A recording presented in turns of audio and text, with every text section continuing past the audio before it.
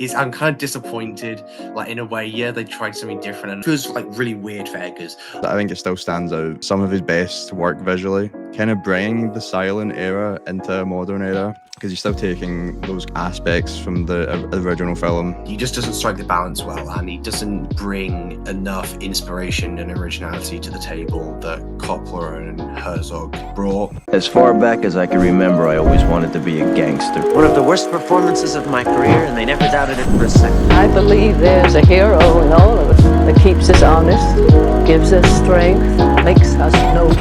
Son of a bitch. Stole my life. I love the smell of napalm in the morning. Welcome back to the Shot by Shot podcast, where we're finally talking Robert Eggers' long-awaited four-feature film, his Nosferatu remake, which, if you've paid any attention to Eggers within the last decade, you'll know that this is his passion project that he's been trying to get made for a decade now, since 2015, initially intended to be his second feature film.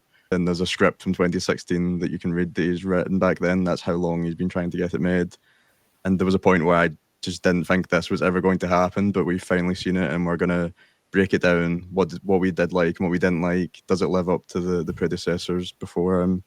And is the vampire genre back? But I'm going to throw it over to Daniel first to see what did you think of Nosferatu? Well, I enjoyed it, but I think something to note is Eggers has such a good reputation, so he's not only competing with himself whenever he releases a new film, because they're not that often. He's competing with Coppola's adaptation. He's competing with the source material that he's adapting, and he's also competing with the film that he's adapting. So there's a lot of pressure on him for this film, I'd say, especially because of how long it took for him to make and get off the ground. I can't think of a better director, gothic imagery-wise. He's proven himself with The Witch that he really knows how to adapt folklore onto the big screen. And this is really, there's not many colour palettes in this. It's very shadowy, very black. And yeah, I'm not a huge fan of vampire films, but overall, I think it was a success. I'll touch on it later. I do think it's the weakest film he's made. I do think there's been a bit of a downward trajectory for me in his films. I think the best is The Witch still. But it's not a bad film. And to say this is his weakest film just shows how good of a director he currently is. I think whatever way you look at it, it's from the outset quite a huge task as a filmmaker and as a fan of the original to remake a film cemented in the history of cinema, because it's almost 100 years old now. And F.W. Murnau, his Nosferatu is a classic. It's not only a classic in the horror genre, but like of early silent cinema, being one of the most influential in the German expressionism movement. It came out after stuff like George Méliès's short films and The Cabinet of Caligari. It's more scary than those, and it doesn't have those expressionistic sets to really rely on. It's quite a low budget film, even for the time. So it's relying on the kind of beginnings of things that we see in modern horror films, like jump scares, the tension building, the use of the shadows that are this movie's known for, and the kind of mood and visual storytelling that it uses through that, as well as the iconic makeup of Max Schreck, which I think still holds up perfectly today. He's really scary, and he's kind of the most iconic vampire ever put on screen, really. Or just that doesn't just have that legacy to live up to the original. It's one of the most adapted books ever. The Hammer films of the 50s, which are quite poorly adapted of the book. Werner Herzog that done his own Nosferatu remake, or Coppola that done his Bram Stoker's Dracula movie, and which stays more loyal to the source material. There's so many film adaptations and TV, and there's so much adaptations of Bram Stoker's Dracula, and just pretty much any vampire movie really is derivative of Bram Stoker. But it's the beginnings of the traditional vampire figure in horror. But yeah, we're going to break it down, see if it lived up to the past ones. Yeah, it's an interesting one. I think you can tell there's been a difference in his first few features when he's kind of stepped into this big budget studio system in comparison to his first two. Like between this and Northman, it's just like they're both good films, and I have positive views on both of them. But there's just something just really different in comparison to The Witch and The Lighthouse, which I hold in extremely high regard. And those are kind of two films that he doesn't necessarily hold in high standard, and it seems that the less he likes his own films, the more that I like them, which is kind of weird. And I think this is, from the interviews, it sounds like this is the project he's been most happy with so far, and it's kind of what his vision was. He talks about like post-production just being awful for him because he's just like, oh, it's like he just hates like seeing what he's made, and he just like spends half the time writing other projects. He's already got, I think, 2 more that he's already written, and like Willem Dafoe's already been cast in them. Well, if they get made, He's got 6 lined up. 6. That's crazy. Oh, The Night one does sound really, really interesting, which I think is going to be his next one. Medieval will be really, really fantastic. But yeah, I guess my thoughts are summed up by I hope he stays away from remakes. Like book adaptations, fine, but it's cool that this is his lifelong project, but he just doesn't seem to have a grasp on what the source material really is, and I think that's kind of evident, and it's always going to be hard being the 100th remake down the line. But out of other big ones, you're talking 4th remake down the line, the big 4 now that we talk about with these adaptations, and he doesn't. He brings this weird imbalance of tones to this. So there's majority of it is trying to play really serious, and you've got kind of these really stupid things happening. And I don't think he really understands that the whole entirety of the source material, what he's adapting, is really stupid and silly. And there's just parts of this that, to me, that just stick out like a sore thumb in contrast to everything else that was happening. And he just doesn't strike the balance well, and he doesn't bring enough inspiration and originality to the table that Coppola and Herzog brought. And I think it's his weakest film, like Daniel said, and I agree that his films have like slowed downward. I think his release order of his films is how I would rank them: The Witch being the best, and The Lighthouse, The Northman, and then this. None of them bad, but this is the one I've been most and disappointingly conflicted on. And it sucks. I still think there's a good amount. The production is pretty insane, and I think the first act gets off to a good start. But yeah, there's just something about the whole thing that just really bugged me. Unfortunately, that it's kind of just held it back, and yeah, just a bit disappointed, but it's fine.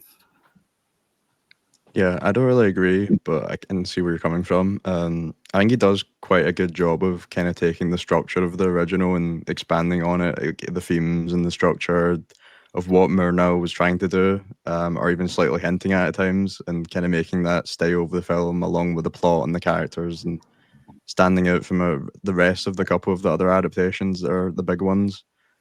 I think Eggers, I do agree that I don't want to see him do any more remakes or non-original stuff, because that is one of the appeals of Eggers right now. I think he's one of the best modern directors to really come out of the last 10 years, and it's because he's a real auteur where he does make projects that do feel his own, where he writes, and that the collaborations with Jaron Blishki, his cinematographer, is reaching outrageous levels of runs of his filmographies from the last 4 projects that they've done together.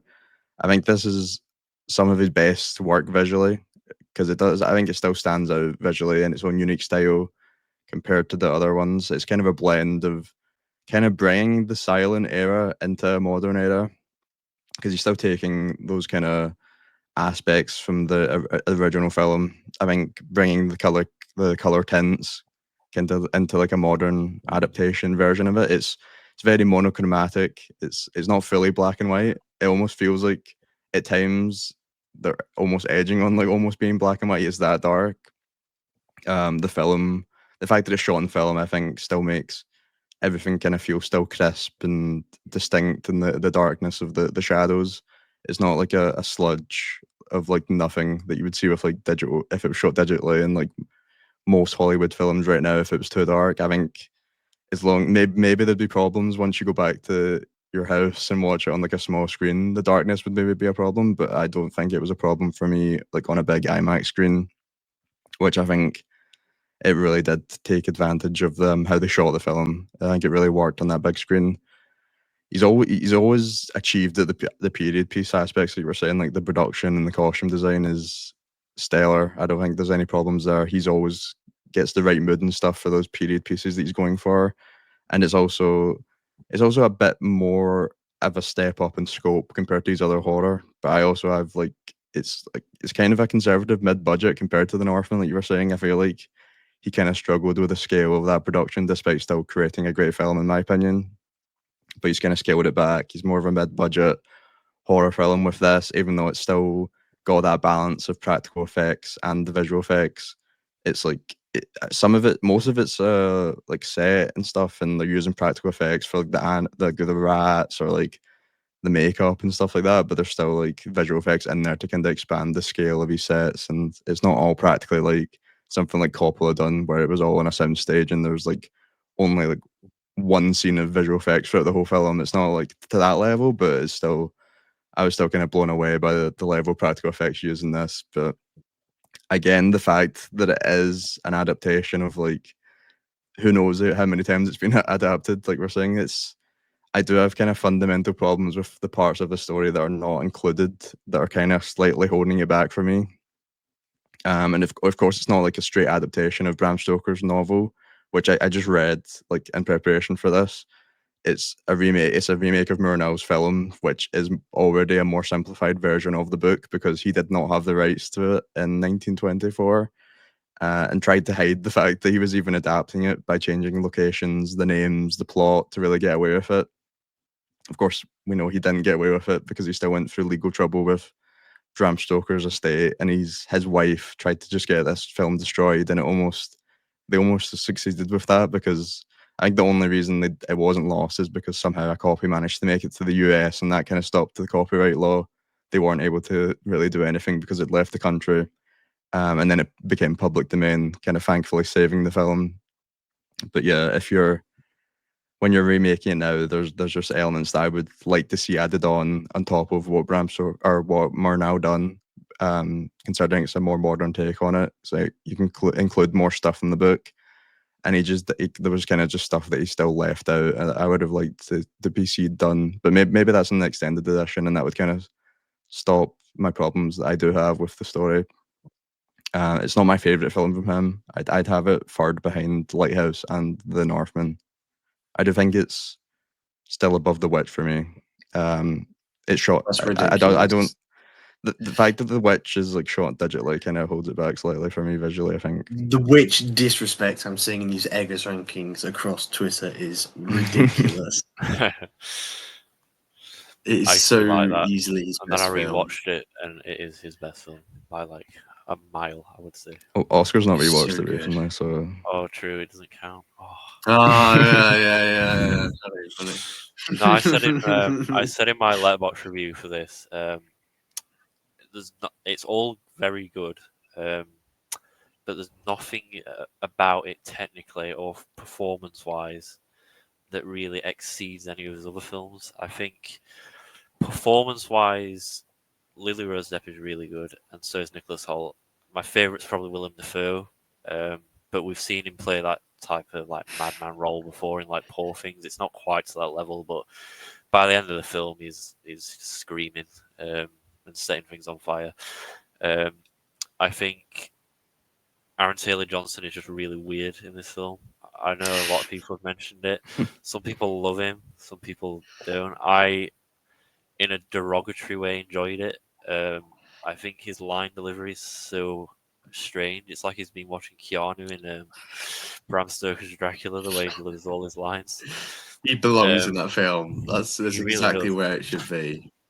And then on like a visual level, it's very good. But I do think the trailers showed the best shots, especially like the hand going over the horizons and the landscapes. And I didn't get the wow factor that the Northman gave me when I watched that in cinemas. To be fair, I saw Northman in IMAX and I didn't see this in IMAX, so maybe that played a part. But I do think this is his weakest technically. Well, that's harsh. It's probably better than The Witch technically, but it is one of his weaker films. I Come know, on, I it know. has Well, to The be Witch better is than The my, Witch, technically. The Witch is my No, favorite, no. but No, technically, no. on a technical level, I'd say it's better than The Witch. The Witch's visuals are so perfectly suited to what it's going for, and for me, this film, like I really like the silver, like the night and the white light is great and all. But I'm gonna counterpoint right here. I think there are some sequences where I just can't see anything, and I really would like to be able to see the face of the actors who are having a conversation, and I'm trying to engage with it, and I like the contrast with the shadows and the light, but sometimes I really do think it's a tiny bit too much. Um, and yeah, and they're kind of known for taking with like the witch and taking this kind of lack of artificial kind of light and making it feel like it's straight from the time. It's more real in a way, and it just like it's really good, and I know that's their vision purposely because that's just Eggers to a T. But I just there's just some sequences like I really just want to see something. Just please. There's like sequences where Nicholas Hoult, even on an IMAX screen when I saw it, when he's first going to the castle, even though that's the best scene, there's like I genuinely cannot see a single thing that's happening. Like it is a faint reflection of light off Nicholas Holt's head as he's like opening that door of the castle. And yeah. And like you said, Daniel, they did show the best shots. I think, yeah. That and I said to you guys, like some of the Warners, I know he's like that's the way he likes. He likes his long takes. I just think some of them just could have benefited from maybe not being Warners. I do really like them. Some really good ones, especially with like Lily Rose Depp's character, the way the camera kind of moves, and I think it flows really well with her, the direction of her acting. That kind of scene, um, that shot where she's like opening the window like near the end, that's like really nice. I love the way that the slowness of the camera, and I think it works well for the most part. And then I think another one of my favorite shots, which wasn't shown in the trailer actually, is when he's in the castle. He's like just woken him up and he's like running back into the room and he's like facing the window and you can see like the shadow of him approaching, and then the camera kind of goes round to the door and he like opens the door and he's there. That was really good. I really like that. I think that might be the best shot of the film for me actually. But there's just other times I'm just like I don't really think this is doing anything. I'd rather see something different, and it just wasn't having the effect that I think that that he wants it to have, which was maybe my biggest thing. But I do think this is from a visual standpoint, like I think it's good, but I think for what it's doing, I think it's his weakest from like a storytelling aspect. And I just the lighting was bothering me a bit. But yeah, I'll counter that. Was it the castle scene that you thought was too dark? Yeah.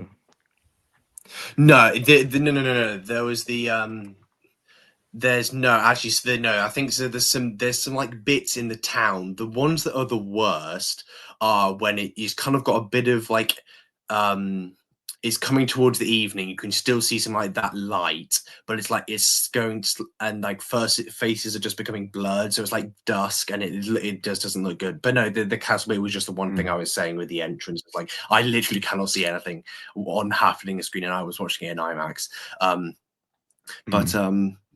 But no, I think for me the castle sequence, that kind of first act was everything. The biggest positives out of this film, I think that's where he had the best grasp on the tone of what I was expecting. It's kind of this stupid seriousness, like it's being serious, but it's almost is recognizing its stupidity. And I think those kind of sequences, I'm weird spoilers by the way, but when he like opens the casket, whatever, the coffin, and he's just like jumps up on top of it, and he goes back into the room, and it's like that really quick cut between like him, like standing over him, like cuts between him and Ellen. I think that's like the best scene for me. And yeah, I just think that's what I wanted. But then we get into Orlok's design himself. I'm just like, I can't stop laughing. It is like I'm kind of disappointed, like in a way. Yeah, they tried something different. I know Eggers are like, oh, this is maybe a bit more accurate to what those kind of big, kind of rich house owners were at the time. But I'm just like, he's got a massive black mustache, and it is absurd. And Bill Skarsgård, I'm like, the prosthetics are absurd. Is ridiculous what they did, and when you finally see him like full body, it is crazy. But I'm almost sad that like I can't really see his performance because it's like he's so lost in the prosthetics. And I just think this version of Orlok is quite boring. But yeah, what were your guys' thoughts on this rendition? I love his design, to be honest. I think the mustache just like it makes him seem like a guy who would have existed before he became this like monster. I don't know. I'd have been a bit disappointed if they just did the exact same Orlok design, and it did make me laugh because all the alternative like fan posts on Letterboxd is just copy pasting the original Orlok, so they all just look completely wrong. And they also like really drip him out as well. He's in like these grand. Yeah, they do. That coat was crazy. Yeah, it matches his coat. Really. To be fair, everyone just looks amazing in that film. Like Nicholas Hoult, I had to Google how tall he was because I noticed in the film he looked massive. Like he looks so tall. He's like 6'3", I think, and I did not know he was that tall. But yeah, everyone is dripped up in that film. I really like how they obscure him as well. Like his full body is on screen early on in the film in the castle, but you either have the shadows. And to be fair, I don't remember having issues seeing anything, to be honest, in that castle scene. Yeah, I think it was on purpose because I think a lot of the cinematography during that castle scene is trying to kind of disorientate you and put you into like his perspective, because compared to other adaptations, I feel like he's kind of taking the silliness. I feel like he's kept taking the silliness away more from that early scene, because there's that scene where he goes into the hotel or whatever you call it with the people down there, but they don't speak the same language. So normally you have them telling him, "Do not go out, you'll die. Like this is like the worst place ever to go to," but he can't understand them. So it's kind of taking away from that silly side of the story. And then once he gets there, usually there's like, you can't really tell if Jonathan like knows whether or not he's like an actual vampire or not, and like if he's like should be scared of him. But in this one, he's just like a straight up like horror monster, and like the moment he gets in there, he's just like, I should not have came here and I'm in trouble. And I feel like everything to do with the filmmaking is kind of just making everything claustrophobic and like dark. It's just so much darkness and you can't really see it. And I think that really did make use of the IMAX screen because the aspect ratio was 5:3, and it just feels like so claustrophobic, and like there's so much. Yeah, it's nice. Like there's so much like verticality for when you're like in outside like exterior shots, but in here, like I think they used a tighter lens, and it's just like so claustrophobic. So the fact that you can't really see anything is kind of on purpose, but. Yeah, I think the castle section, fine. I think for me, it's more the stuff in the town. It's like there's light there, but I'm like, I still can't see anything. And I know it's on purpose. I thought that looked like The Witch, to be honest. Yeah, it kind of, yeah, but it doesn't. The Witch is like has like a completely grey kind of tone to it anyway, because that's just like what it's going for. But I still don't think The Witch is like, I'm perfectly fine with seeing things in The Witch, but I don't know, it's more stuff in the town, in kind of the daytime in the town, that was annoying me. And there's like scenes where there's like fire or something, it looks really hazy, and there's like it obscures the visibility, which was interesting. But yeah, like some of the sets were like really claustrophobic, like William Dafoe's like room place. The kind of seeing just all the stuff around, how closed in it was really cool. But yeah, I just the voice reveal as well for Orlok was I thought was really good. But yeah, just like Bill Skarsgård, I think it was Eggers who said that he cast him in the role. Not it was because of Pennywise, but it wasn't because of like him, like normal Pennywise. It was the scene in Ape Chapter 2 where he like briefly becomes human. And I think that's quite interesting because I think that's the best bit of acting in those films from him, definitely, where you do see him as like human form. But yeah, it's like you almost get lost in it, and I think this iteration just doesn't have much behind it in comparison to the Herzogs, for example, which like he's like the saddest and loneliest man ever, and There's I no think humanity this, behind him. He's just a monster. yeah, It's he really is. diving into the horror side of it. Yeah, and I just he like I know some people have said this, but I'm going to repeat it. But he almost does speak too much. It's like I'm not really scared of what's happening. And I think for a Nosferatu film and for an Eggers film, I was really surprised to see the amount of jump scares. I'm like, cheap jump scares at times just don't really seem like an Eggers thing, and I was shocked to see it happen because I'd expect more from a guy who made The Witch and The Lighthouse to go for more effective horror filmmaking than quick cut jump scares. Which one or two were all right, but and especially with the use of his kind of wanners as well. I don't know. I was expecting a bit more in that sense, and people have been really overplaying its horniness and graphic nature, I think, as well. There really isn't like there's a decent amount, but in comparison to some of the other ones, I don't think it's that bad. No, a few people get like stabbed with like a stake. There's a bit of blood in the biting scenes and like rat bites, but at no point was I like, "Wow, this is violent." And the horniness is just the consequence of a vampire story. Every vampire story is like innately sexual. I don't think this was like it'd be awkward. I don't think this would be awkward to watch with your parents, for example. There's nothing like crazy Definitely would be sexual.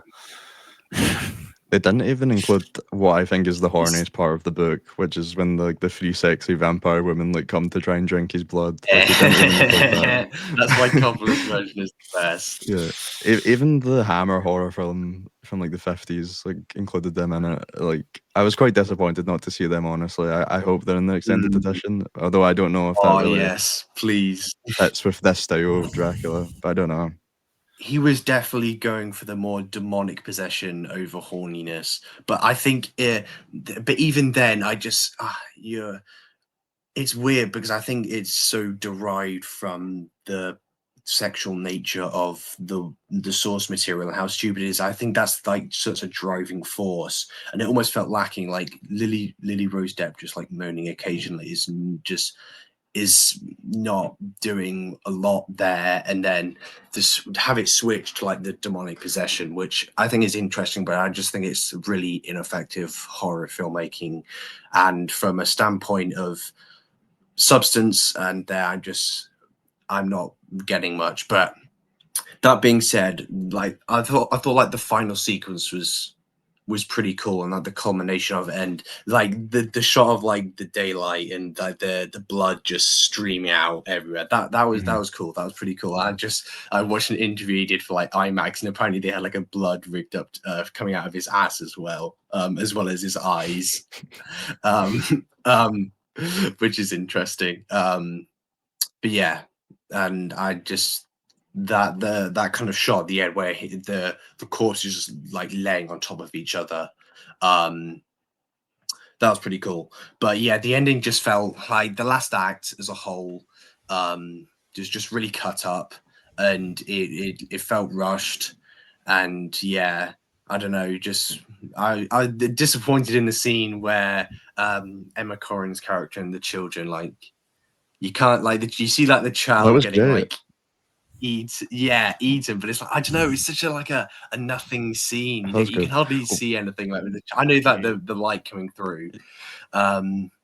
I did Yeah, I not don't think they know. would go that far. Where's the I didn't. controversy about Robert Eggers killing children? Because Killing on Damien screen. Leone True. like got You can crucified for hardly killing see it children though, in his book. in all fairness. But yeah, that's yeah, it was interesting. I would have liked, yeah, I don't know. Aaron Taylor Johnson really is in the wrong adaptation for this. He's like perfect in Coppola's adaptation. In this, he unfortunately is needle in a haystack. You got all the people around you doing the most serious stuff, and you're acting like that, giving the wonkiest line delivery ever. I don't know if the people around them And are yeah, that serious because you've got Willem Dafoe they being Willem kind of are Dafoe. though. Um, No, Lily Rose okay. Depp is getting a bit silly Willem at times. Dafoe Willem Dafoe is the only other person that is knows how silly it is, and from his dialogue especially, and the way Count Orlok looks is stupid, really, really stupid. And I don't even mean that in a really hateful way. I just think he looks really dumb. It's faithful to like the original, but it's still kind of like its own unique thing, which I liked. I don't know. It's been done so many times, like Bela Lugosi or like Christopher Lee. They're pretty much just like human people, and then like the other versions are just like Max Schreck interpretations, where like I don't Klaus Kinski like just looks like he's like copying like almost a parody level of Max Schreck's like Yeah. original. And Gary Oldman's Oh. like a in between good mix of both of them, where he's like human and like a monster like bat thing. And so, his hair, or That's Gary so Oldman's cool. hair, that's kind of how I view the mustache. It's kind of like that old Romanian like guy. That's what it makes But sense. like the hair is like, yeah, but a mustache, a dodgy mustache or Count Orlok would fit much better in Coppola's than it would this. And I just think I think it's the fact that they made it a black mustache as well. It just stands out so much. I'm like, maybe if it's a white or grey one, I wouldn't be laughing. But I just can't get over it. It just makes me giggle every time I think about it.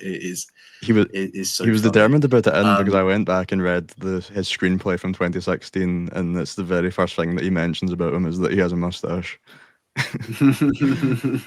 Yeah, I think Herzog, Kinski. I like Kinski. You could actually see his performance, and it's similar to Shrek because obviously like makeup and prosthetics aren't as advanced as they are now. But I like being able to see the emotions of that vampire because he is like an actual character. He's not just like some random horror villain with nothing behind him, which I think Eggers kind of treats him as. And he the other two just have so much more to them, and Gary Oldman as well. And yeah, performance. It's difficult to rank performances as well. I think Kinski's my favorite performance out of the four of them. And I think Gary Oldman's I like think an it's funny. all-timer, like just in general. Never mind like vampire. Yeah, but I think it's funny seeing like people rank the performances. It was like Bram Stoker's Dracula is like always bottom of all the performances out of like all the character variations, but like quite often is like people's favorite. But I think that's the beauty of it. It's so good. I think it's down to the strength of the writing, though. I think Bill Skarsgård, if he had Coppola's like writing behind it, or whoever it was that wrote that film, he'd probably deliver just as good as a performance. There's like no emotional nuance to Eggers Orlok. He's just like they establish in the first scene of the film that he wants Lily Rose Depp's characters, but you don't see any of the loneliness or any of the backstory. He's really confident in himself when Holt first meets him. He's like dead set on traveling to Germany. There's no vulnerability really.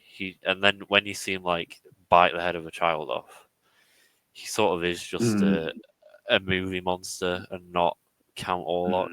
And I think that does harm the film. I don't think there's much. Compare the antagonist in this to like Black Phillip.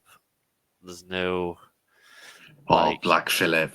There's So no good. eeriness. The eeriness is gone. There's no like subtlety to any of it. Black Phillip is literally the goat. of Eggers. Yeah, I don't see Count Orlok giving us any. I don't see Count Orlok giving us any ASMR, like the greatest film ASMR ever. Black Phillip, so funny. Possession side of it does kind of really change that like relationship, like you're saying, between her and Dracula. And again, it kind of takes away the kind of mystique when he goes up to that first, goes up to the castle for the first time, because he is just straight away just being a horror villain and not really. It's almost like there's no romance there. Like he's been sent there for like a ritual, and it's not like a long lost love that he's trying to find. Which I don't know if he removed that again, because it's kind of, I guess it's kind of a silly aspect of the story as well, that the Jonathan Hutter or Thomas Hutter goes up there and like it just happens to be that his fiance looks like his long lost love from like 200 years ago. That's the I didn't want to compare it to Coppola's version, because is it really fair to compare it to like one of the greatest movies ever made? But it's that first castle scene that I couldn't really stop myself, Eggers because does it himself. I was He does thinking what that himself? if I'd not seen Bram Stoker's Dracula, Oh, yeah. that shot of the cart going to the castle, I would have been like blown away by. But Coppola does it so Yeah. much better. And I think it is fair to compare films when they're adapting the same material. I normally try Agreed. not to. It's but not really adapting the same material though, because he's No, but not. those He those could two pull from shots Bram are like Stoker, but he's not really. Yeah. No, I think it's interesting discourse, because you see a lot of people complaining like, why are you comparing, just like use it on its own? But it's like it's so important to have out wide context on a film, not just this. And I think even people saying, "Oh, don't compare them," Eggers is almost he just does it himself. He is paying homage to these films, and it's almost impossible not to draw them in. And he tries to bring in lots of aspects that I just think end up resulting in just a weak adaptation and blend of what we've seen before. And like you're saying, like the shots, the cart going to the castle especially, but yeah, I just he just it's disappointing, and it's like it's weird. It just feels like really weird for Eggers. I don't know if, like, especially you were saying about the cut, and I hope we get more in the extended cut about Count Orlok. Like, I was there any studio interference? I don't think so. But it just, the editing just felt weird to me, and I hope we get more about Orlok in the extended cut, because I think there's such a missed opportunity not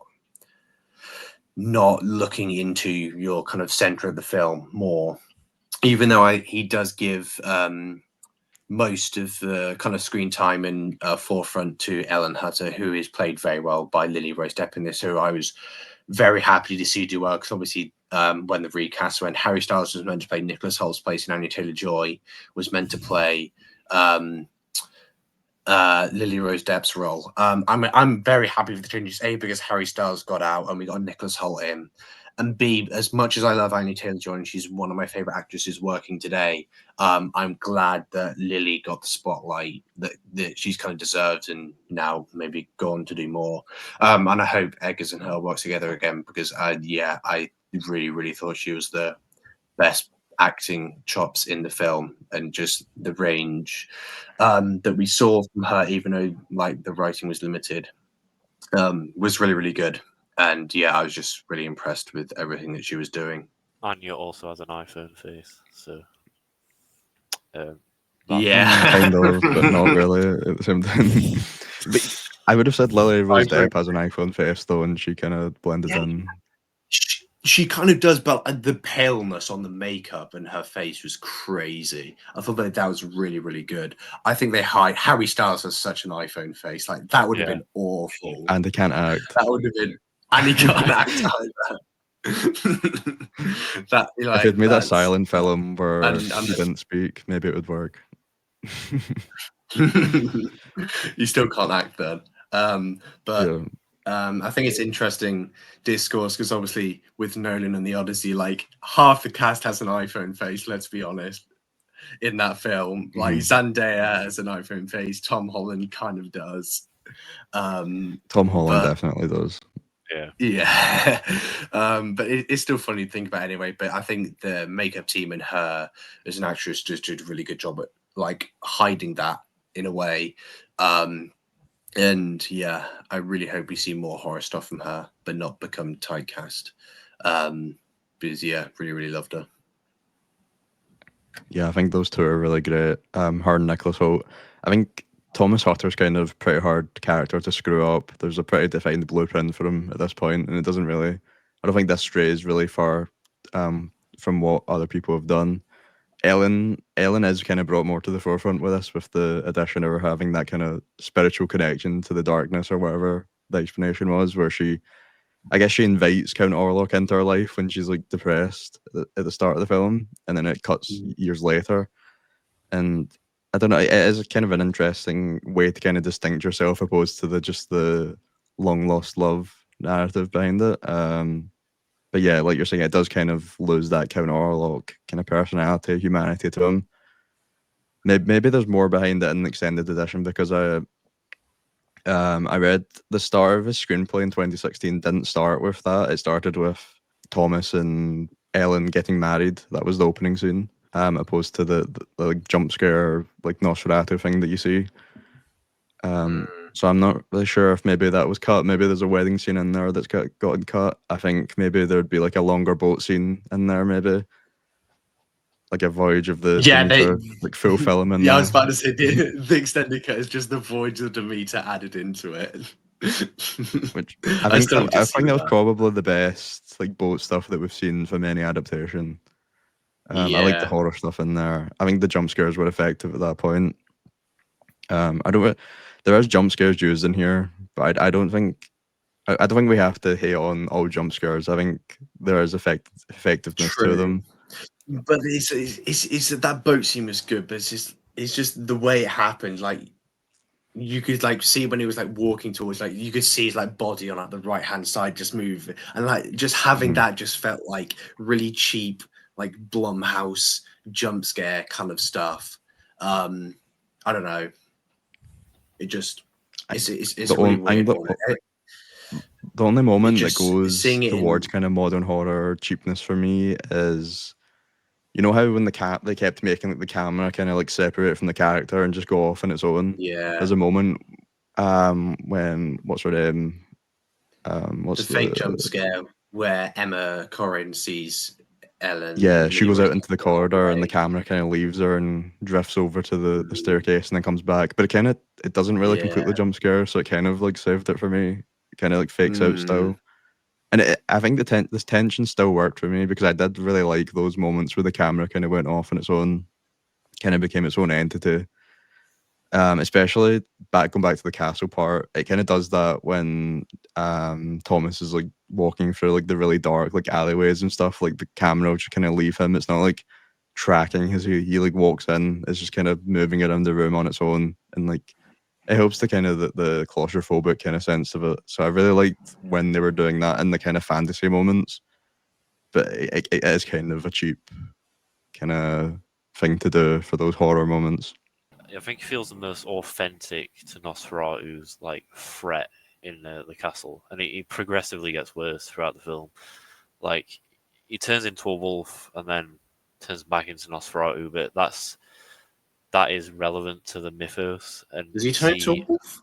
When he does he turn does. into a wolf? There are Doesn't he just two have wolves. wolves? He doesn't turn into Nah, a wolf. He I thought he he just did. has wolves. There's a scene where there Um, are two wolves, and then it cuts back, and it's him and another wolf. Maybe I read that wrong, but I assumed he could turn into a wolf. Maybe I'm wrong. I know he has You wolves. can yeah, do we that, do. so it's You probably, can but do that. So We in that don't shot, see yeah. much like. you don't see the transformation happen. I just thought it was implied that that's what Mm, happened because there are two of them, and then it goes back and there's him Mhm. with one wolf next to him. Either way, it's cool that he I has wolves. I kind of wanted to see like there's that bit in Coppola's where he's like the big bat in the room. It's like they're all charging in and like the lights on him, and he goes into like a dark corner of the room and like the lights on him for a second, and he like stands there, and when the light goes, it just rats just like descend. That's like one of the best bits of Coppola's thing. I wanted to see something like that in there because that's such a cool scene. Yeah, it's kind of And missing that now that I you was kind of mention it, because there's hoping, a scene when in Coppola's where he turns into a mist, like a green mist, and goes through the yeah, buildings. Like there's a lot of different ways that he moves about in that movie. the transformations. I think maybe not like essential to some of the earlier ones. I think that's just the camp nature of Coppola's one. But I still think it works really well, and it would have been interesting to see. But I what think else he was I trying to gonna go add? I for forgot kind now. of a different interpretation of vampires opposed to the kind of American known kind Yeah. of tropes about them, because he talked a lot about like European like 70s films that he was like taking inspiration from for vampires, Mhm. because that's why they drain blood from the chest. Like he wasn't biting Yeah. people's neck, Yeah, that's just true. drinking straight from the heart. But it's sad because there's almost a price to pay that comes with like being obsessed with something, and it's kind of sad because he like in all the interviews he just kept on saying, "Oh, I haven't watched Herzog's or Coppola's in like the past 10 years." Like he used to watch them religiously, but he despite not watching those, he's still stuck in the shadow of those films in this, um, I think it's which is much really better than unfortunate. Herzog's. Yeah, that's I, something I, else I from don't rubbish. like This Herzog's Herzog's is is too so much more naturalistic for me. interesting. I think he goes too Yeah, far I in the know, direction but of not being. Herzog's just Orlok is just infinitely more interesting in Herzog's depiction, and it has the added bonus of becoming much first. So like remakes before that, this is like one of the first, I guess, like full official remakes of Murnau's in 1922. So that bonus of being that first kind of bigger one, and yeah, Kinski is great in that role, and I love Isabella Gianni too much. So yeah, great pairing. And I think Herzog's use of shadow and darkness is infinitely more effective than what Eggers does. I think it's kind of similar. It kind of reminded me of some of Herzog's other Mm, films, kind of the way they use natural like candle lighting to light the rooms in yeah, like the more Germany scenes. yeah. I think Herzog does better at bringing that German expressionism into play with that film, and it felt like Eggers was just got caught in the middle of trying to do his own thing and trying I to don't- bring in what he mm, was so obsessed with. but I think Eggers done a better job with the shadows though. I really liked there's that particularly like one hour when they're going up the window and you can see the shadow like going up the wall and up to the other floor in the building. Oh yeah, yeah. Mm.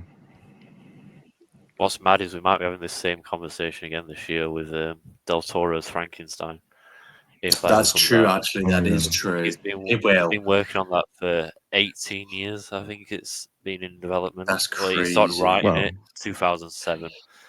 I Frankenstein's didn't a know really that. interesting one though because I've not watched a lot of Frankenstein films, just like the original Frankenstein and Bride of Frankenstein and some other rubbish adaptations. But like Frankenstein films are like infinitely worse than like the Yeah, Dracula ones. I think apart from Frankenstein and Bride of Frankenstein, like they're all just pretty terrible if we're being honest. well, Kenneth So they I Branagh did like the done original. one. Kenneth Branagh done one I after Oh, yeah. Coppola's because they were trying to like the Bram Stoker's Dracula, and then I don't remember who wrote the Frankenstein, but they were trying to like piggyback off Shelley. that by like Shelley, I forgot. Yeah, they were trying But to yeah, piggyback off the name. yeah, I think Del Toro is in not as much pressure, I guess, just because I think there's been so many more mainstream remakes of Nosferatu and vampires in general, and Mhm.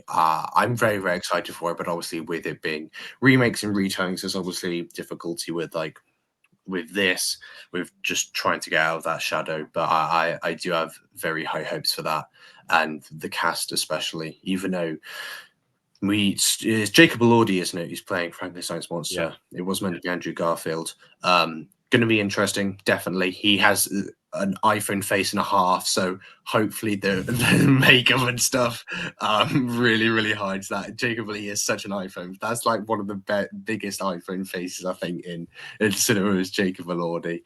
No, it's definitely going to be interesting to see what they can do. Who else is in there? Oscar Isaac, that's Frankenstein, isn't it? And Mia Goth as well. Christoph Is Waltz. she playing the bride? Christoph Waltz. Is she playing the bride? I just realised we've got two Frankenstein movies. Yeah, Christian So we've Bale is got playing Bride from Maggie Gyllenhaal. Yeah. I tell you what, Jessie Buckley looks fantastic in that screenshot they released of what the bride looks like. But yeah, that's interesting. And obviously, they're pivoting that to be more focused on Bride of Frankenstein. Is Mia Goth playing the bride in Del Toro's one? I'm gonna have a look at that. I don't I remember. kind of hope she is. Oh man, I didn't realize it were a Netflix film. Oh shit. Yeah. But Del Netflix, Toro's already said that it is getting a proper theatrical release. I'm pretty sure. But yeah, it is Netflix. Okay, good. There's a Ralph screenshot Fiennes. of Christian Bale and he looks like Jared Leto's Joker in it. He does. He does. So Ralph Ineson is like he's been in he's in Nosferatu as well. So many Eggers films. He has such a great voice. But he's in Del Toro's Frankenstein as well. Of an iPhone face, so just in all. He does. Oh dear, that's quite funny actually. Yeah, he's really great. it is interesting to see how different directors can interpret it because. What did you think about it being set in Germany, but they were still English? Because I know like Werner Herzog. Yeah, he kind of tried to adapt it to the book as like a modern version, still with like the names and stuff. But he's kept with the. If Herzog ever watches this adaptation, I would love to hear his thoughts. He's gonna hate it absolutely. I know Robert Eggers said that he'd take delight in seeing Herzog hate his adaptation because Herzog being Herzog. But it was weird seeing like the English accents or just American and then like going to like the other place before the cast and just speaking a different language and all the accents are kind of like on T for that area. It's an interesting choice. Wouldn't be the same without it though, I don't think. True, but it just I like it did like stick Shakespearean out to me. like English side of it. But like Ridley Scott said, I know Eggers is more for historical accuracy. You didn't find Italian speaking English in an Italian accent. So what's the point? It's an interesting one.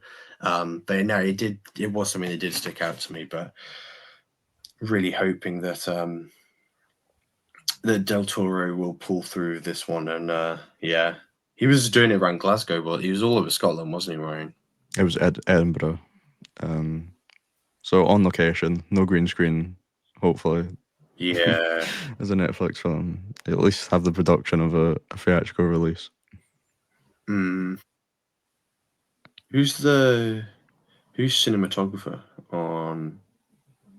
I'm not sure. He's done all the John Wick films pretty much. Crimson Peak, Nightmare Alley, Shape of Water, so pretty good. So he's an Oscar winner with Del Toro, I think. Yeah. What was? It's funny how many people kind of like switch between all these adaptations as well, because obviously we have Nicholas Hoult. He played like Renfield 2 years ago in like his own solo movie. Oh dear! I forgot to bring that film up. Oh, that is one of the worst horror films of the decade so far. Get Nicolas Cage on that. Oh, I can't stand that film. That was so bad. And then I don't think any of you have seen it, but Defoe played Orlok in like Shadow of the Vampire, which is like it's almost a comedy. Meta. He's playing Max Schreck as like they're filming the original Nosferatu, but like he's an actual vampire, which I think goes to show how really scary he was in that original. That people like don't think it's like an outlandish theory that Murnau actually got a real vampire for his movie.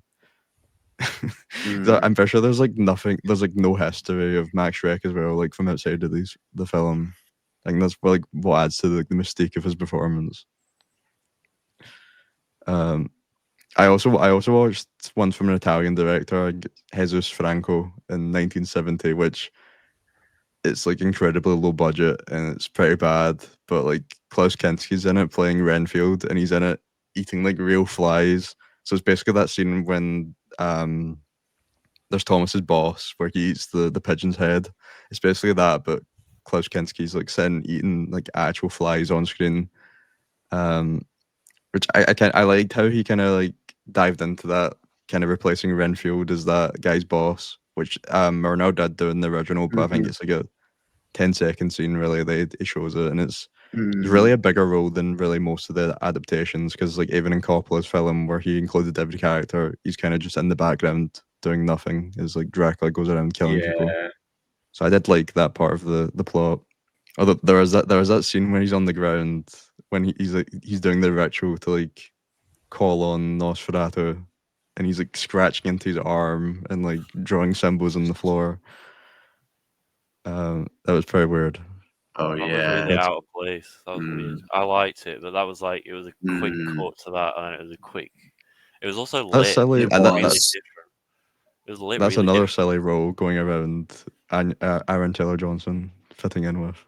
True, but Aaron Taylor Johnson feels like he could have been playing it straight, and it just did not sound like he was playing it straight. Did they just burn him alive, or was he dead? Oh yeah, I forgot to go.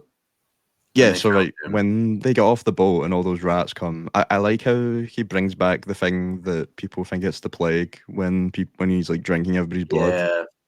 But I got a bit confused with like, because I thought it was them just misinterpreting that and like the hysteria about like blood diseases going about, but eventually you see that Aaron Taylor Johnson does actually have the plague, and like He does, yeah. yeah, I feel like there's some that's the only scene where like I'm like there's been stuff cut here because he just randomly has like stuff on his face and like he's dying. Yeah. And then he dies whilst making love to his dead wife's corpse in her grave. Oh, that's so funny. Yeah, the editing is just so weird because it feels like there's been studio interference in there. But knowing Eggers, he wouldn't allow that. But yeah, it really does feel weird, that last act, the way it's cut. Hopefully there's definitely shots on the trailer that I know I didn't see in this. So I think the extended cut was, I think there's rumored to be like 3 hours. So 45 minutes longer is a heck of an amount of time. Just don't drag the scenes on that dragged on any longer, please. Just more to the last act. It's so bare, the source material, that I don't know how he's going to get it is another though. 50 minutes. 3 hours is crazy. Well, the original's like what, 80, 90 minutes. Coppola's is like 2 hours, and this is 2:15. Now going to be 3 hours. Yeah, I will be interested to see how they compare. I don't know if is the 3 hours thing real, because it's 2016 screenplay. It's rumored. 2 hours 10, I think. Really? I don't. But no, I couldn't. Apparently, it's 2024 or 2022 screenplays out there, but I couldn't find it to see how long it was. I think the what was I going to say? I think the 3 hour cut was from screen tests, from what I believe I've seen. But yeah, I am very intrigued by it. They need to break up how like cyclical that middle section is by adding. I don't know. I think the middle section really doesn't need padding, or if it does, add vital information into it. Because I remember the sets, you'd see like the same sets in the middle section. You'd see like the bedroom. You'd see in that one street outside. You'd see the graveyard. You'd see the docks, and you'd get Lily Rose Depp being possessed every now and then. Yeah. I don't know. They need to add context to things like more plague focused things, or what they think is the plague, like you said, would be good, because they need to expand on the influence I think Nosferatu had on the town. So I really don't think they do that. It's very focused on Lily Rose Depp.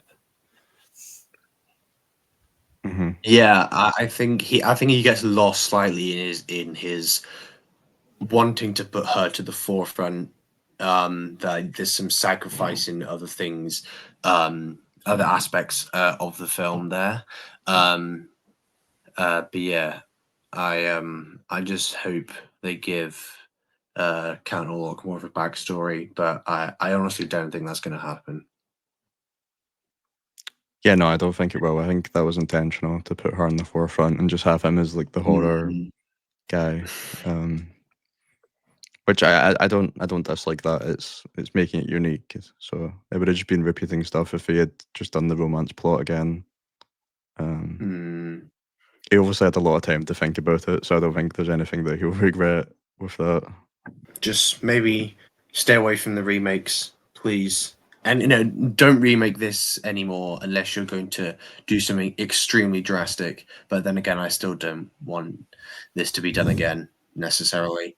And I just hope Eggers steers clear of anything he's obsessed with. And if he doesn't like his next film, that might be good for me. Yeah. Yeah, just do something Hopefully. original. I think the cinematographer said he has 6 films. 2 of them are like close to getting like greenlit. Hopefully, it's original project. Oh, wasn't the other one a western? He said it was a night. The night film was the next one, just called The Night. Yeah. That could be really good. But yeah, just hopefully he stops this downward spiral. Please stop this downward spiral. It's not a downward spiral. It's like he is on a downward spiral. Every film he's gone on has been worse than the one peaked before with his second one, and then went down slightly, and then down slightly again. So yeah, The Night medieval stuff is incredible. We don't get enough good medieval films, and I hope Eggers is the person to do it justice. And I just know that Willem Dafoe is going to be playing a jester. If he's not playing a jester, then I don't want it. Some like crazy mad jester in that film. He was a jester in the Northman, wasn't it? He was, to be fair. He was. But I really hope. Yeah, just medieval stuff is so cool. Some good news for me and Oscar. Apparently he wants to turn like The Witch and The Lighthouse into like an unofficial trilogy. He wants like a New England folklore trilogy. And he spoke about doing another film set in New England. Something like because I love like Cthulhu and like Lovecraftian stuff. And I love the lighthouse, like octopus and the kraken and squids and stuff like that. Like the crazy mythology behind that, I absolutely love. It is so cool, and it's just something that is just never ever touched on in horror films, hardly ever, and even then, it's not done justice. But yeah, there needs to be more stuff like that and Lovecraftian stuff, and like New England is like. New England horror films are really funny. But yeah, just The Lighthouse and The Witch are just incredible films, and I really hope he goes back to that. And he spoke about a Rasputin miniseries. No. Miniseries. Don't go to television, please. Don't go to television. Rasputin, that would be really cool. Orlok, I thought that Orlok kind of looked like Rasputin in this. I could just sometimes, I don't know why, but please, that just not a show. Why would you have a desire to make a TV show? Is beyond me. Coron's like trapped doing them at the minute. No, it's so sad. No, like so many people hated Disclaimer. Honestly. Nothing worse than seeing the director you love make a television show when they could be making another film. Ridiculous. Wong Kar-wai did it, didn't he? He made a TV show, and I don't think anybody's really seen it. Who else has been doing? I think who else has done that Exactly. Park Chan-wook, yeah, but he's got something out coming this year, so that's going to be a dub. David Fincher. He's stuck in TV. True. Mindhunter's fantastic to know. Fincher is just, I don't know what's happening, man. I kind of feel sad for him. He's under Netflix now and he's making some Squid Game remake. The Killer was great, I'd actually love to see another season of Mindhunter because that's a really great show. But yeah, television, just why would you want to go there? Just stay in horror, please. I love The Northman, but I just want to see more horror from Eggers. Where does this change your ranking of the Eggers, Peele, Astor ranking, or does it not really? He's a movie ahead of the other two now. It doesn't. Because I still have Astor last, and I still think because I think for me, with those lot, they all have like a clear last place, like Midsummer, Nosferatu, and Us, like clear last places in all their filmographies. And I think like Astor has a clear last place just because you've went for a different one there. Because I'd put Bo's Afraid last. No, Midsummer and Nosferatu are the worst of the filmographies. I think Us is like by far slightly bit better. I think Us is below even like Eggers and Astor's lowest. Like it's I would still have. I think I'd still have Eggers and Peele neck and neck, but I think maybe Eggers just because I think The Lighthouse and The Northman are just that good, and I love Jordan Peele. But Eggers is on his fourth, so we just have to wait and see what Peele and Astor do. Well, we know what Astor's doing for his fourth, Eddington. Hopefully that comes out this year, and then Peele is going to be the year after. Both of them, hopefully. Yeah, there's really out of sync because we had all of them dropped films. Well, two of them dropped films in 2022, and then Buzzfeed was 23, and that's really out of sync because we got Eggers this year, and like Jordan Peele is like a bit of a bigger gap. Jordan Peele was supposed to be this year. It was supposed to be December. He was. When is it? December 26 now. That's crazy. Yeah, it was supposed to be December 24, I think originally. It was supposed to be 24, yeah. Which sucks, but it is what it is. But yeah, it's going to be interesting. I'm excited for Eddington, even though I like all of Astor's films, but I don't know. I just think he's the least exciting of the three of those filmmakers. I don't know. I think he's the best. He just is. I think Eggers has a more unique style. I think maybe more exciting because Astor's films are all kind of different. Peele is, but so is Peele. But yeah, I think Peele did just make his best film, but like I feel like the other two, I'm gonna like it no matter what. I feel like Peele could make a film that I wouldn't like. Like it's possible. It's an interesting one with those three. But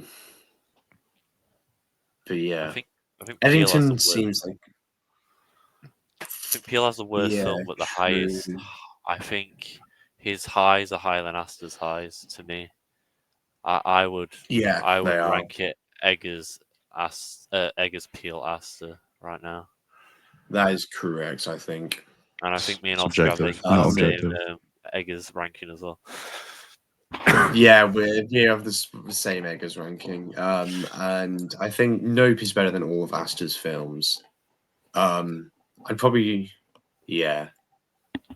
Nope is not my favorite. Nope's not even my favorite Peele. I just think Get Out is better, to be honest. But Nope is very good. Nope suffered a little bit on rewatch. I'm not gonna lie. Really, I think it gets better on rewatch. I don't know. It gets better on rewatch. Misunderstood film. That's our thoughts on Nosferatu. Let us know what you thought in the comments. But we're gonna go into our top 10 new watches of the year. Does that include 2024 releases? I have included. You've got that in your. Yeah. No, I have. Yeah. I have not. I've just gone for just. Yes, we're going to do our top 10 first watches of the year. eliminating 2024 releases because we've probably talked about them before on the podcast. Who wants to go first? I'll go. I'll just go first. Oh, Oh, you go first. You go first. okay, I'll go first. I'll run through my 10 till 6 really quick. I've got Yeah. Long Good Friday, very good. Little gangster London gangster films that isn't by Guy Ritchie, so it's automatically good. All About Eve, really good film about filmmaking. Those are always good. Some really good performances in that. It is an older one, but it's definitely worth a watch. Really good screenplay. Ghost Watch, which is cheating technically, so I guess it's sort of a documentary sort of thing. But watch this in October because it's basically a fake documentary that the BBC aired in the 90s to trick people into thinking their documentary was taken over by a ghost. It's really, really well done and authentically made. I'm pretty sure it's on Daily Motion, so you can watch that online easily. Tale of Princess Kaguya. It's a Ghibli, but not by Miyazaki. I'm trying to get Oscar to watch it still. I won't talk about it more because of that, but yeah, it's just standard. I think it's the best Ghibli. It's not even a Miyazaki. It's just standard high output from that studio. And then just missing out on the 5 is Knights of Cabiria.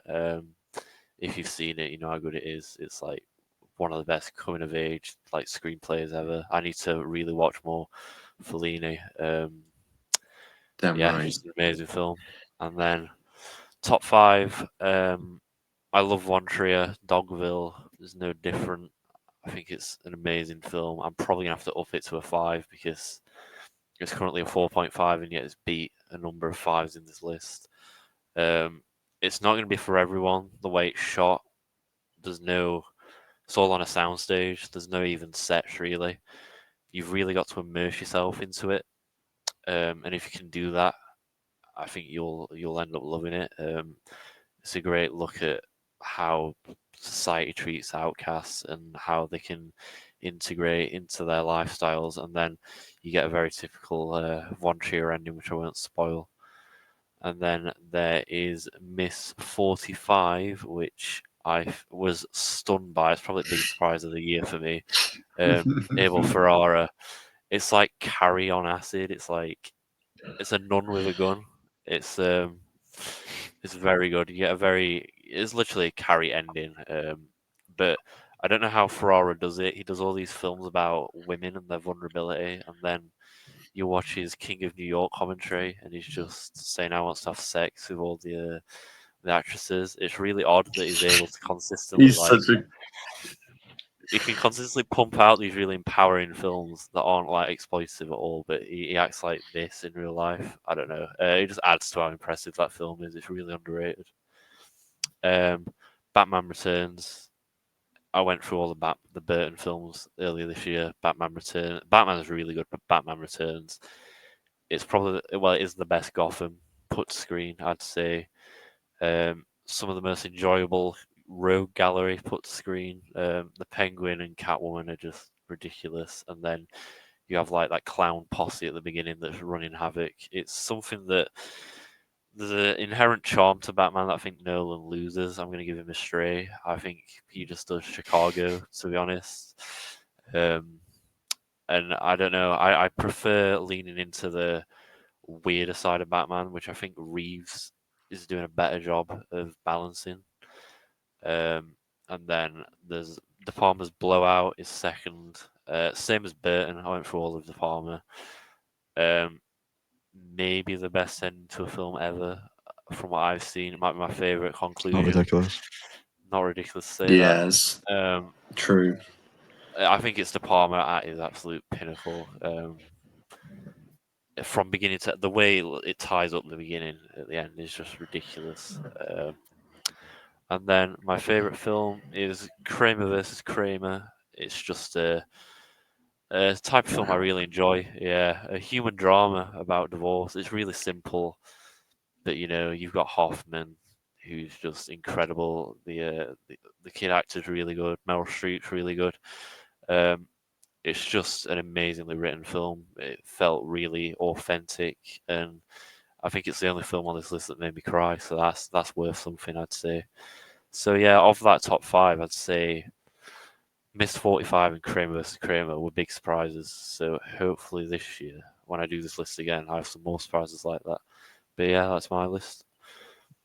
Nice. So quickly whittling down my my 10 to 6, I have Michael Haneke's The White Ribbon.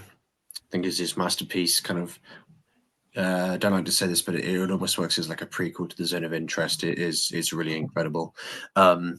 Then number 9, I have the Palme d'Or winning Underground, which is like the most incredible dark comedy war satires. It's absurd. It's so good. Great music. Number 8, I have Michael Mann's Miami Vice. Daniel seems to have removed his rating from that film because of Yeah, I've been woke. absolute sacrilege. I was not in the mood for that. Just stunning vibes. What a film. Number 7, I have Toshio Matsumoto's Demons, one of the best Japanese horror films that just doesn't really get spoken about. It is absurd. Just samurai horror is so cool, and this is incredible. And then number 6, I have I Am Cuba, which is one of the most stunning films you'll ever see. Some of the greatest camera work you'll see in any film ever, and I'd highly recommend it. Okay, but getting into my top 5. At number 5, I have the late, great William Friedkin's To Live and Die in LA. Robbie Mueller is the greatest DP that has ever lived, and this film is just another example. LA films are always a charm, and crime films specifically, but to paint LA in the color that he does is unbelievable. I think Friedkin's work behind the camera, some of these tracking shots and switches between them in like some of the chase sequences is incredible. The shot selection, and I think it is just the quintessential 80s film. It has an unbelievable score and soundtrack to it. The vibes are immaculate. Got a great Willem Dafoe film performance, and it's so ridiculously good. It is Friedkin's masterpiece. It is better than The Exorcist, and I love it to bits. Is better than The Exorcist without a doubt. Coming in at number 4, and another film shot by the GOAT Robbie Mueller, I have Wim Wenders' Until the End of the World, 2 back-to-back Robbie Mueller films. This guy is just so good. I've seen this film twice now in the space of like a month. Watched the 5-hour director's cut both times. And this is like one of the most ambitious films I've ever seen. It's set all across the globe.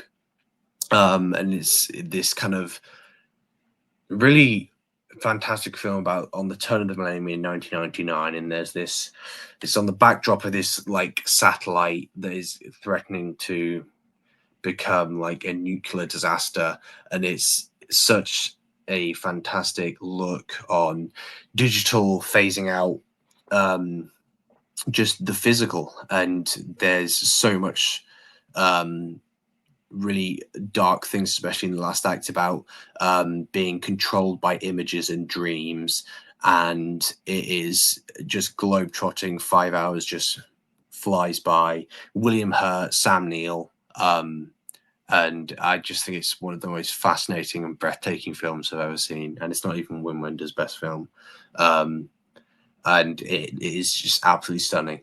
It is ridiculous. And I will probably be watching this many more times. And it's good when it's just shy of 5 hours, and I'm just wanting to rewatch it because it is that good.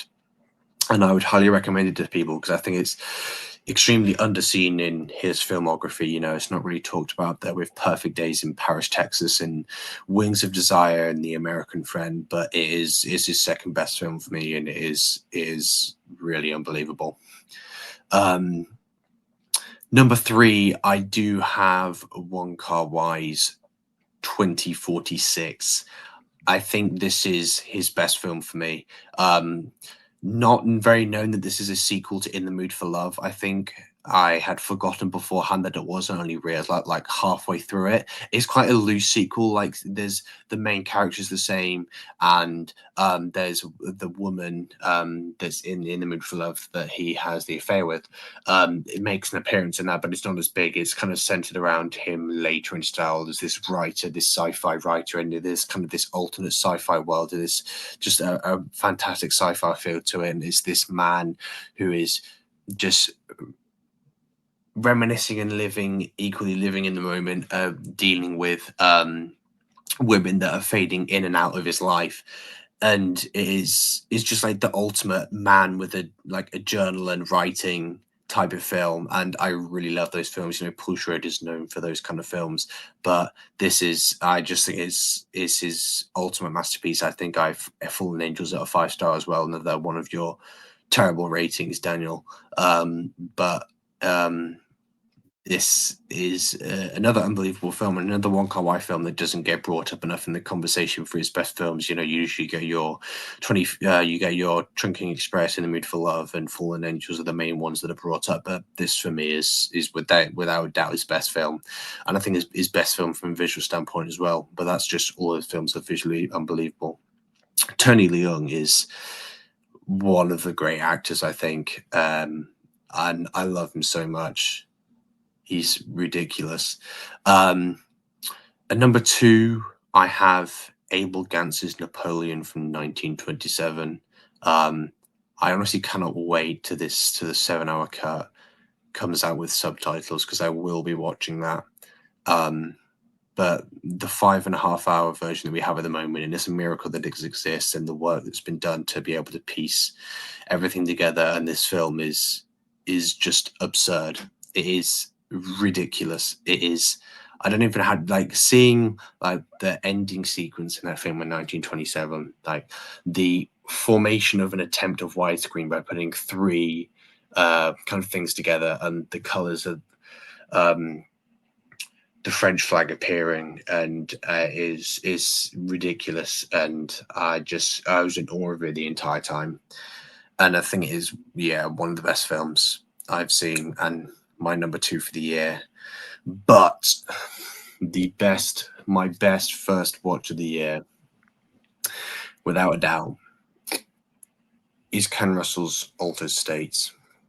One of the best horror films ever made, 1980, and still isn't brought up in conversation of those 80s horror films specifically. Ken Russell is one of the best directors to come out of this country. He is absolutely mad and crazy in everything he does, between this, The Devils, Mailer, the work he did on Tommy, and Gothic as well, another one of his kind of underseen films. But Altered States is William Hurt in his debut role. And it's ridiculously psychedelic, and it's so Ken Russell.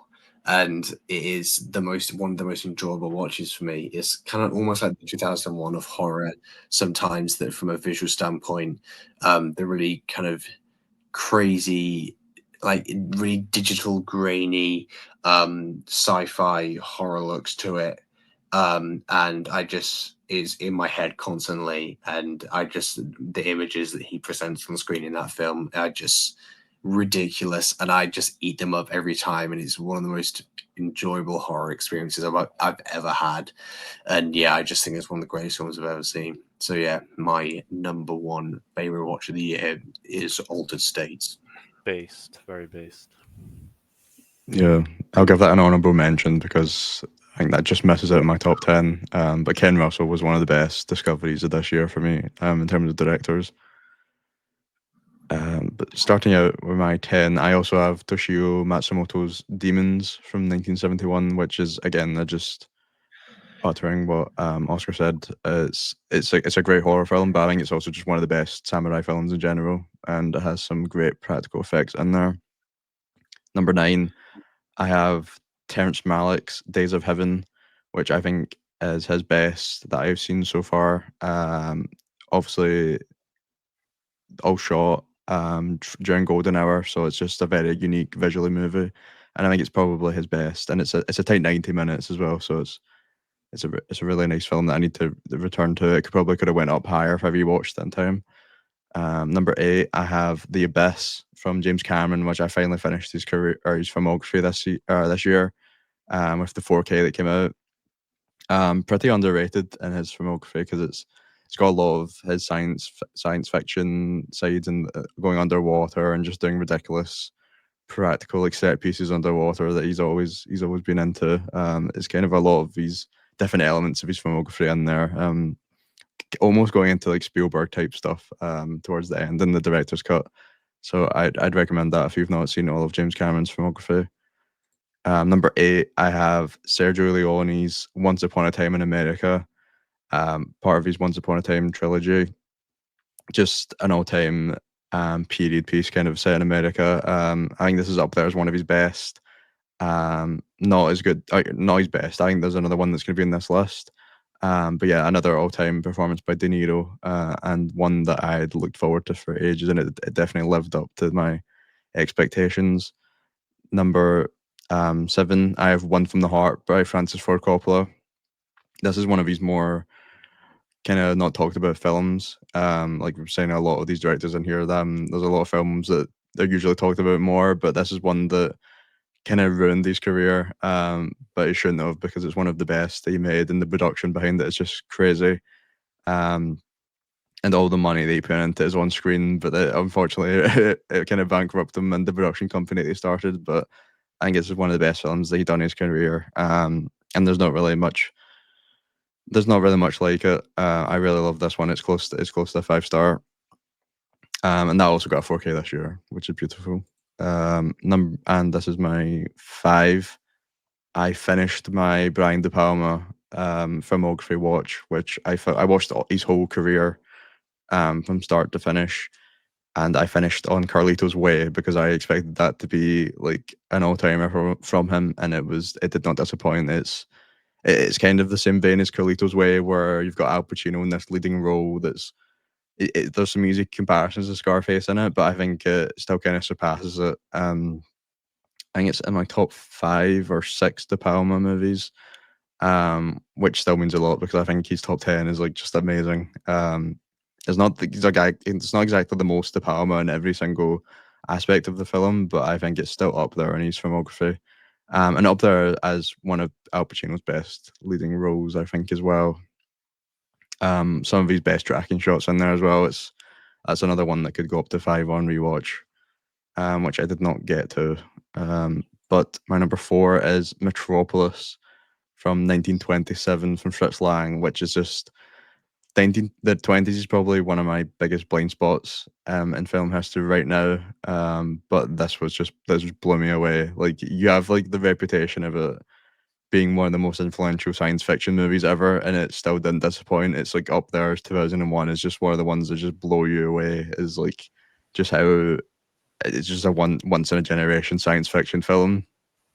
And it really just stands out, even out most of the silent films that I've seen. I think it went straight into my favorites list. It's probably my favorite silent film that I have seen from this. Fritz Lang is an amazing director, and he's also got a lot of underrated films in general that I need to dive more into, because this blew me away, and you just see the inspiration in all over cinema.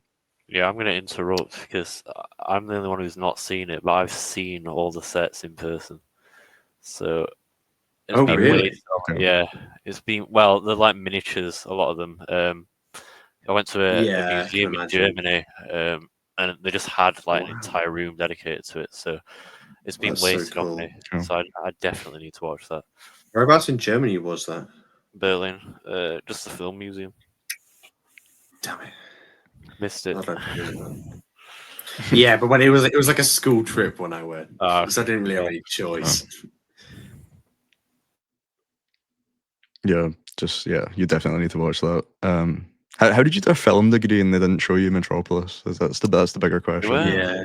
They were very bad with silent films, weirdly. I think it was Nosferatu we watched for silent film, which is a good choice.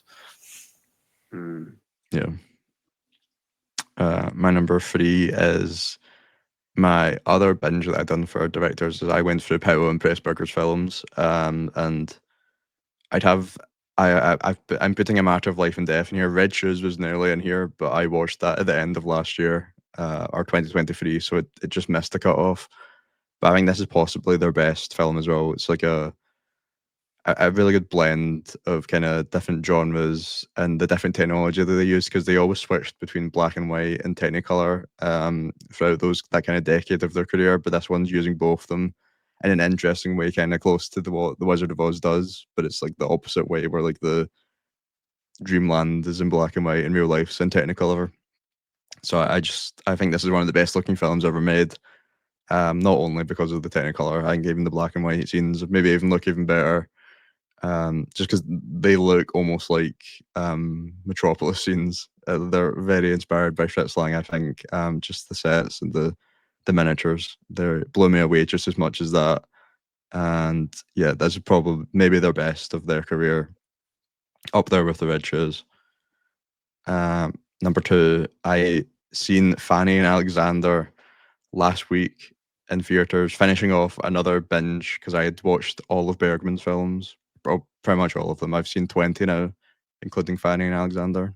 And it just, I feel like a lot of nowadays we throw around the term magnum opus just to like any great film from a director, but this really is one of the ones where it's like, this sums up pretty much every theme that he ever explores in his career, from like coming of age, relationships, marriage, religion. There's even some horror in here with surrealism. There's just everything. The only thing that's missing is that it doesn't have like all of these big actors that you see throughout his filmography. Because they ended up, because there was just problems with like paying them or like getting the schedule lined up. So it's like the only like small problem that doesn't make it the perfect Bergman film, but it's just undeniably his best piece of work. And I also watched the 5-hour TV cut like the same or this week as well, because I just couldn't stop thinking about the Fanny and Alexander, because it was just the theatrical cut that I see in cinemas. It's also maybe it's one of the best Christmas movies as well, because it's like 90 minutes, or the first 90 minutes is just a Christmas movie. So the vibes are immaculate. And I think Sven, like, I don't know if you Nykvist, I think that's how you pronounce his name. I think he needs to be up there, talked about as one of the best cinematographers of all time. His work alone with Bergman's insane, but he also kind of broke into just kind of doing Hollywood films after that as well. Which he done some solid work there as well. So his name needs to be up there more with the best cinematographers. Yeah, that's my number two, and my number one is the other Sergio Leone film that I was talking about. It's Once Upon a Time in the West, which this is the best Western film of all time. I've seen it I guess I've seen it 3 times now, because the 4K also came out this year. A lot of these got 4K releases. I'm in my top 10 this year. But yeah, it's just a mix of all the best elements from his westerns. We done a trilogy video a couple of months ago, but this one kind of combines all of them into just this perfect western, where I think the screenplay is the best. Maybe it doesn't have Clint Eastwood. Maybe it would hold it back for some people, but I think the acting in this with Henry Fonda and just the rest of the cast is so amazing. And it's maybe the best. It's my favorite score from Morricone as well. To top it off, it's definitely his magnum opus. For another director, it's such a perfect movie. It's like, honestly, in like my top like 30 of all time, maybe it's up there. Yeah, so good. Up to all time. Top 2. Well, damn. Not That's like, not ridiculous. not even like top 200 for me. Wow. Western hater. Yeah. Yeah, that's all our favorite watches. Let us know in the comments what your favorite watches of the year was, and also your thoughts on Nosferatu if you have any more of that. But yeah, we'll be back next week for something else. But like, subscribe, leave a comment what your favorite watch of the year was, and we'll see you next week.